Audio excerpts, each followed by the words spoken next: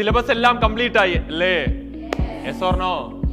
Complete സിലബസും കഴിഞ്ഞു. ഇനി നമ്മുടെ മുമ്പിലുള്ളത് റിവിഷൻ ആണ്. ആ റിവിഷൻ ആണ് കീ. അതായത് പഠിക്കുന്നതിനൊക്കെ അപ്പുറത്തേക്ക് എത്രത്തോളം നിങ്ങൾ അതിനെ റിവൈസ് ചെയ്യാൻ പറ്റും അത്രത്തോളം റിവൈസ് ചെയ്യുക എന്നുള്ളതാണ് ഒരു കോമ്പറ്റേറ്റീവ് എക്സാമിന്റെ ഏറ്റവും മെയിൻ സ്ട്രാറ്റജി എന്ന് പറയുന്നത്. റിവിഷൻ ആണ് കീ. അപ്പൊ ആ റിവൈസ് ചെയ്യാൻ വേണ്ടി നമ്മുടെ പ്ലാൻ ആണ് ലാസ്റ്റ് മിനിറ്റ് റിവിഷൻ പ്രോഗ്രാം എന്ന് പറയുന്നത്. ജാനുവരി 15 നമ്മൾ ഓൾറെഡി പറഞ്ഞ പോലെ തന്നെ നമ്മൾ സ്റ്റാർട്ട് ചെയ്യും. സ്റ്റാർട്ട് ചെയ്ത് കഴിഞ്ഞാൽ ആദ്യം നമ്മൾ +2 കവർ ചെയ്യുക. എന്നിട്ട് നമ്മൾ എന്തിലേക്ക് പോകുള്ളൂ? +1. +2 ഫസ്റ്റ് നമ്മൾ തീർത്ത് കളയും. കാര്യം 60% ഒരു കോമ്പറ്റേറ്റീവ് എക്സാമിന് എവിടുന്നാ വരുന്നത്? +2. എന്നിട്ട് എന്തിലേക്ക് വരുള്ളൂ? +40% മാത്രമേ +1 ഉള്ളൂ. അപ്പൊ അതങ്ങനെ തന്നെ നമ്മൾ തീർക്കുള്ളൂ. അപ്പൊ നമുക്ക് 4 ചാപ്റ്റർ ആയിരിക്കും ഒരു മൊഡ്യൂളിൽ. ആ മൊഡ്യൂൾ തീർക്കാൻ നമുക്ക് എത്ര ദിവസം ഉണ്ടാവും? 3 ദിവസം ഉണ്ടാവും പഠിക്കാൻ. മനസ്സിലായോ? ഫസ്റ്റ് 2 ഡേ എന്ന് പറയുന്നത് നിങ്ങൾ 4 പാഠം നിങ്ങൾ സ്വയം എന്ത് ചെയ്യും? ഓൾറെഡി പഠിച്ച് നിങ്ങളുടെ കയ്യിലുള്ള മെറ്റീരിയൽ DPP അല്ലേ? കാര്യം ഒരു ചാപ്റ്റർ നിങ്ങൾക്ക് ഒരു മെറ്റീരിയലിനകത്തുണ്ട്. ഒരു ചാപ്റ്റർ പഠിക്കാൻ പറഞ്ഞാൽ ഒരു DPP എടുത്താൽ മതി. കളേർഡ് ആയിട്ടുള്ള സാധനം കയ്യിലുണ്ട്. ഫുൾ എല്ലാ ക്വസ്റ്റ്യനും. ഇതിനപ്പുറത്തേക്ക് ഒന്നും പഠിക്കാൻ പോരുത്. അത് നിങ്ങൾ തിരിച്ചറിഞ്ഞില്ലേ? യെസ്. കഴിഞ്ഞ GIBയുടെ തലേ ദിവസം നിങ്ങൾ DPP ആണോ പഠിച്ചത്? വേറെ ഏതെങ്കിലും ബുക്കാണോ പഠിച്ചത്? DPP. എല്ലാവരും അതിലേക്കാണ്. കാര്യം ഇതിനകത്തുണ്ട് സാധനം.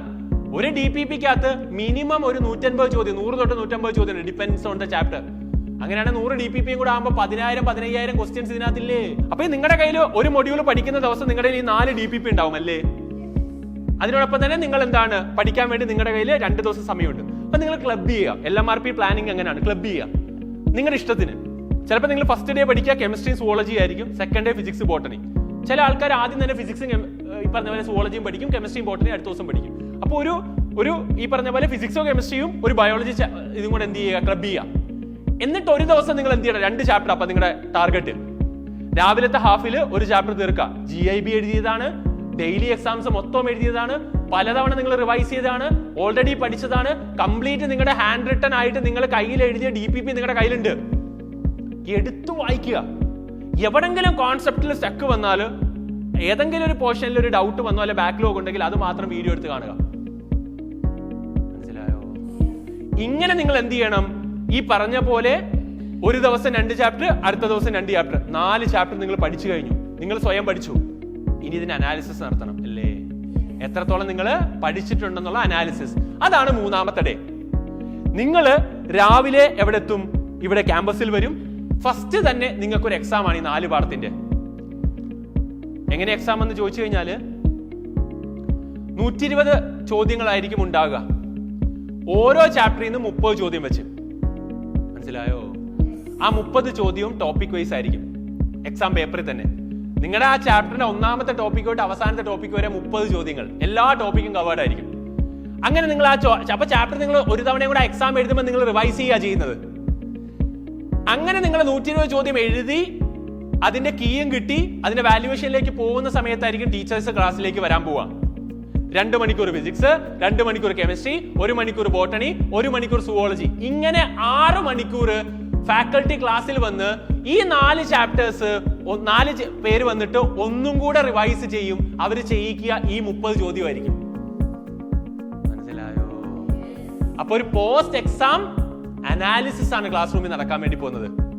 അപ്പം ഈ കിട്ടാത്തതും കറക്കി കുത്തിയതും കിട്ടിയതും ഒക്കെ ഒരു റൗണ്ടും കൂടെ ഫാക്കൽറ്റി ചെയ്യുമ്പോൾ 1ാമത്തെ ചോദ്യം ഫാക്കൽറ്റി അതിന്റെ തിയറി എക്സ്പ്ലെയിൻ ചെയ്യുന്നു, 1ാമത്തെ ചോദ്യം ചെയ്യുന്ന സമയത്ത് അദ്ദേഹം ചെയ്യുന്ന സമയത്ത് നിങ്ങൾ എന്ത് ചെയ്യണം? ഞാൻ ഈ രീതിയിലാണോ എക്സാം ഹാളിൽ ചെയ്തത്? അല്ല എങ്കിൽ നിങ്ങൾക്ക് മനസ്സിലാവും, ഓ എക്സാം ഹാളിൽ ഞാൻ ചെയ്യേണ്ടിയിരുന്നത് ഇങ്ങനെയാണ്. അപ്പം കുറച്ചും കൂടെ തിരിച്ചറിവുകൾ ഉണ്ടാവും, ചില മിസ്റ്റേക്സ് മനസ്സിലാക്കും.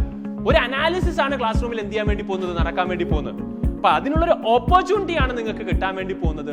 അപ്പൊ അത് അതിന്റെ മാക്സിമത്തിൽ തന്നെ എന്ത് ചെയ്യുക? യൂസ് ചെയ്യുക. മാക്സിമം എഫേർട്ട് നിങ്ങൾ എന്ത് ചെയ്യണം?